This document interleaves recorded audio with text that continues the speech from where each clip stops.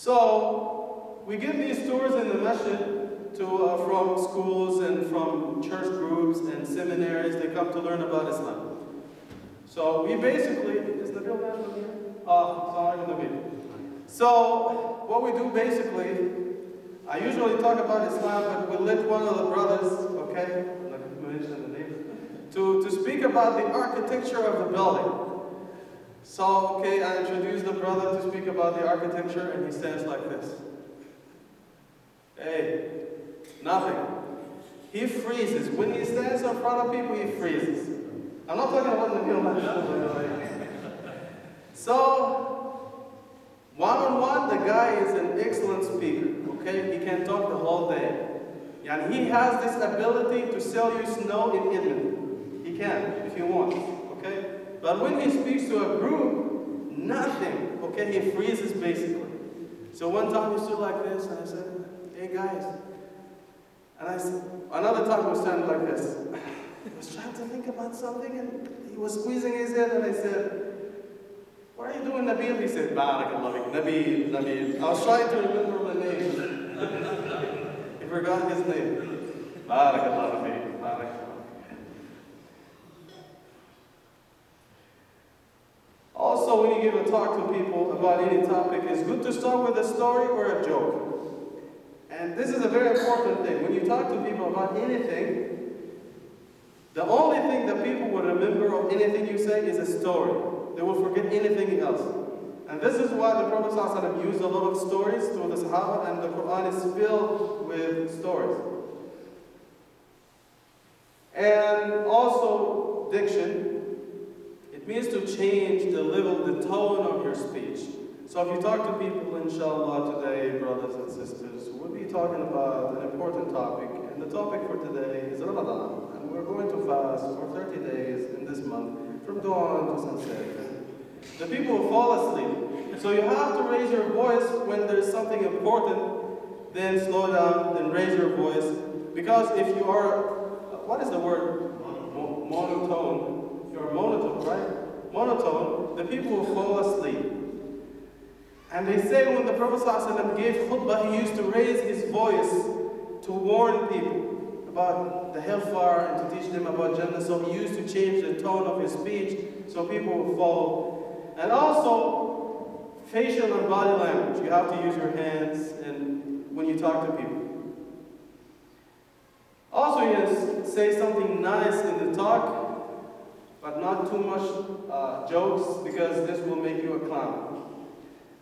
Say Quran with a melodious voice, because don't recite Quran in the same way you talk. The Quran has to look different from the regular talk. Also use authentic hadith. And when you talk about a problem, say for example they gave you this problem at school to speak about, a project, or an imam giving a talk in the community. Like say for example, I'm going to talk about divorce, okay? So I say, listen guys, we have a lot of divorce in the community. I've been here for about 2 years and I divorced half of the community, and I've been the second half. And people are miserable, man. They keep calling 911. And what is this, man? Their life is miserable. So for 2 hours I'm talking about misery and about how miserable people are. What is missing here is, what is the solution? You have to give them a solution. You have to give them hope in life. You have to follow the sunnah. You have to find someone religious for your daughter, someone religious for your son, to marry them. Everybody should know the rights and the responsibilities. The family should not be involved, should not put their nose and middle in the affairs of the couple. They should let them take care of their thing, and something like this. Don't make people feel miserable and you leave them and go home and the people stay in the masjid and they start crying, okay? You have to give them hope and you have to give them solution. And you have to give them a work plan. This is what you need to do, number 1, number 2, number 3. Examples and stories and summarize at the end, because sometimes some people come late and they don't know what you're talking about. I think this is the last slide. You have to read about the topic before you speak. You have to have some knowledge about the topic, and you should put Of course, a lot of people, they have respect for imams or speakers who speak from memory. If you speak from a piece of paper, a lot of people, especially back home, they say this guy is not a scholar. If you speak from a piece of paper, you're not a scholar, basically. Okay? But if you speak from memory, even if you talk nonsense, okay, for them this is Kabir al-Hujjaj, he's Hujjah, okay, scholar. So to be able to memorize something, one of the techniques is to put your topic in bullets. Introduction, problem, solution, conclusion. And to be able to memorize your topic in an easy way, because there are speakers who can speak for 2-3 hours. Sometimes when I give the khutbah, I always memorize my khutbahs. And the easiest way to memorize the khutbah is to put it in a logical order. So for example, I'm going to speak about Brother Harun now. Okay, I'm giving a khutbah about Brother Harun. So I'm going to speak about his study at McEwen. So I'm going to talk about his master's degree. Then I will talk about how his parents met. Then I will talk about how Harun died. Then I will talk about how he got married. Then I'll talk about how his, when he was in the 9th grade. Then I'll talk about his PhD. This doesn't make no sense. I'm sure you will forget half of the points. But let's talk about how Harun's parents met, how they got married. When was he born? When he went to primary school. When he graduated high school. Then he went to Grand McEwen. Then he graduated. Then he met this sister. He got married. Then he got his master's degree, his PhD degree. He got a job. He had a fight with his wife. She shot him in the head. He died. So if you put it in a logical order, it will be very easy to remember everything. Okay. And then when you put it in this order, you can classify it into 3 or 4 major groups. Like I'm going to talk about Harun's childhood. I'm going to talk about his education. I'm going to talk about his career. I'm going to talk about his marriage life. 4 sections, it's very easy. This is how I always do my khutbahs. And this is how speakers always give their khutbahs. They always make, or they usually summarize their khutbahs in 4 words or 5 words. Every word has like 3 or 4 sections below it. And if they memorize these 4 or 5 words, they can talk for 2-3 hours and they will never forget anything. But they always class it or summarize, sum it up in points, words, and they put it in a logical order. If they speak upside down or they speak about different times and different events, they will forget everything. So you have to put it in a logical order. Of course, you have to look at your audience. So, say, for example, I'm giving khutbah on Jum'ah, and this is what I see in front of me. The people are dying. Look at this guy. This guy. Come on.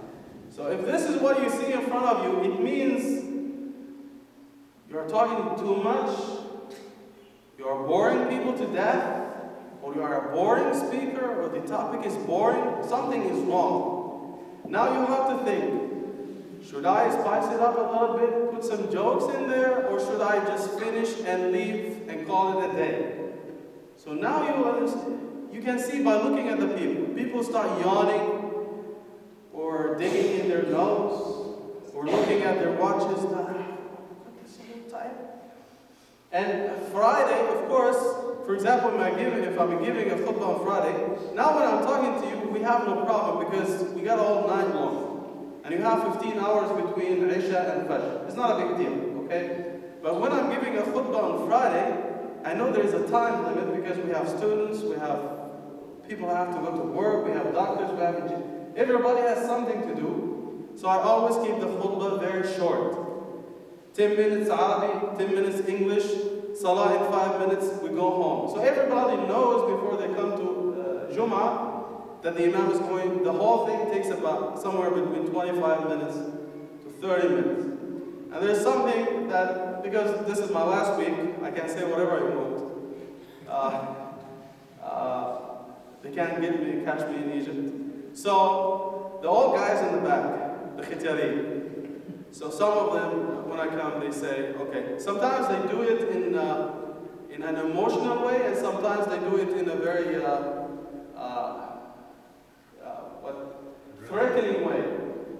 So, for example, they say, okay, this is the nice approach. Yabni, my son. Okay, my son is a good word. Okay, so when they say my son, now you are aware of the age difference and you have to show them respect. I have this prostate problem, okay? So I have to make wudu every 10 minutes. So if you speak for 20 minutes, I have to make wudu twice, okay, when you give the khutbah. But if you speak for 30 minutes, I have to make wudu 4 times, okay? So they make you feel miserable. You have to finish the khutbah in 20 minutes. So this is the first group. The second group, they do it in a threatening way. So you're giving the khutbah, and now you're past the 20 minutes line, and you see the guy putting his hand like this. If you watch the Godfather movie, the Mafia, you know what is going to happen. If they put their hand like this, they're getting out the gun to shoot you. And most of the time, they get out their clinics or tissue or something. Yeah. But this is what I get when I see them doing like this. I said, okay, wa sallallahu ala sayyidina Muhammad, welcome as-salam. Then I go. So you have to be aware of your audience if you can talk for longer, or the people are getting bored, or they have to go to work, and kids are crying upstairs, and the ladies are fighting. So you have to finish. And of course, the Q&A session, if you're giving a talk, and one thing you have to put in mind, that your audience are not the same. So you expect to get smart questions, and sometimes you get some questions that might seem to the average people as stupid questions. Okay. The only stupid question is the question that is not asked. If someone asks a question, then you have an obligation to answer them. One time, I was giving a talk here in the Jama about a year and a half ago. I think it was Ramadan time, and we're in the last 10 days of Ramadan. I was talking about how the top 10 nights, and how to get closer to Allah in these 10 nights. And mashallah, everybody was emotional, and Laylatul Qadr and all that stuff. And then this brother raised his hand, and mashallah, suit and tie, and okay, mashallah, like MLA. So what do you want? He said, when I fast in Ramadan, does my cat have to fast too in Ramadan? And Nabil Nashman was there, I think. So Nabil Nashman started to look for his gun, and the other guy was looking for the sword. Okay.